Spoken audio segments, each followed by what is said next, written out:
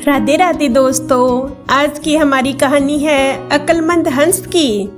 एक बहुत बड़ा विशाल पेड़ था। उस पर 20 हंस रहते थे। उनमें एक बहुत सियाना हंस था, बुद्धिमान और बहुत दूरदर्शी। सब उसका आदर करते, ताऊ कहकर बुलाते थे। एक दिन उसने एक नन्ही सी बेल को पेड़ के तने पर बहुत नीचे लिपटते पाया।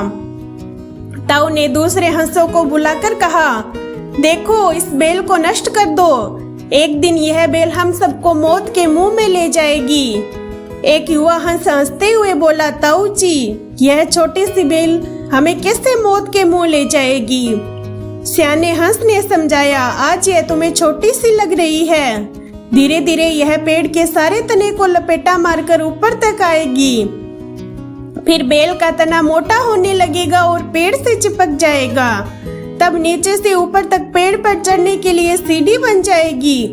कोई भी शिकारी सीढ़ी के सहारे चढ़कर हम तक पहुंच जाएगा और हमें मार डालेगा। दूसरे हंस को यकीन नहीं आया, एक छोटी सी बेल कैसे सीढ़ी चढ़ेगी? तीसरा हंस बोला, ताऊ जी, एक छोटी सी बेल को खींचकर ज्यादा ही लंबा कर रहा है। एक हंस बड़बड़ाया, यह ताऊ जी हमें रोब डालकर अंट शंट कहानी बना रहा है। इस प्रकार किसी दूसरे हंस ने ताऊ की बात को गंभीरता से नहीं लिया। इतनी दूर तक देख पाने की उनमें अक्ल कहाँ थी। ऐसे ही समय बीतता रहा। बेल लिपटते लिपटते ऊपर शाखाओं तक पहुंच गई। बेल का तना मोटा होना शुरू हुआ और सचमुच ही पेड़ के तने पर सीढ़ी बन गई, जिस पर आसानी से चढ़ा जा सकता था। सबको ताऊ की बात की सच्चाई सामने नजर आने लगी, पर अब कुछ नहीं किया जा सकता था क्योंकि बेल इतनी मजबूत हो गई थी। उसे नष्ट करना हंसों के बस की बात नहीं थी। एक दिन जब सब हंस दाना चुगने बाहर गए, तब एक बहेलिया इधर आ गया। पेड़ पर बनी सीढ़ी को देखते ही उसने पेड़ पर चढ़कर जाल बिछाया और चला गया। सांझ को सारे हंस लौट कर आए और पेड़ पर उतरे और बहेलिये के जाल में बुरी तरह फंस गए। जब वे जाल में फंस गए और फड़फड़ाने लगे, तब उन्हें ताऊ की बुद्धिमानी और दूरदर्शिता का अंदाजा लगा। सब ताऊ की बात न मानने के लिए लज्जित थे और अपने आप को कोस रहे थे। ताऊ सबसे रुष्ट था और चुप बैठा था।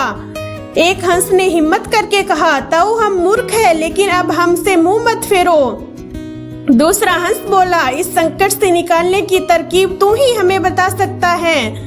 आगे हम तेरी कोई बात नहीं टालेंगे। सभी हंसों ने हामी भरी। तब ताऊ ने उन्हें बताया, मेरी बात ध्यान से सुनो। सुबह जब बहेलिया आएगा तब मुर्दा होने का नाटक करना। बहेलिया तुम्हें मुर्दा समझकर जाल से निकाल कर जमीन पर रखता जाएगा। वहाँ भी मरे समान पड़े रहना। जैसे ही वह अंतिम हंस को नीचे रहेगा, मैं सीटी बजाऊंगा। मेरी सीटी सुनते ही सब उड़ जाना। सुबह बहेलिया आया। हंसों ने वैसा ही किया जैसा ताऊ ने समझाया था।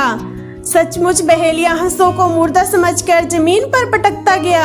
सीटी की आवाज के साथ ही सारे हंस उड़ गए और बहेलिया देखता ही रह गया। ये छोटी सी कहानी है जिससे हमें सीख मिलती है। बुद्धिमानों की सलाह गंभीरता से लेनी चाहिए।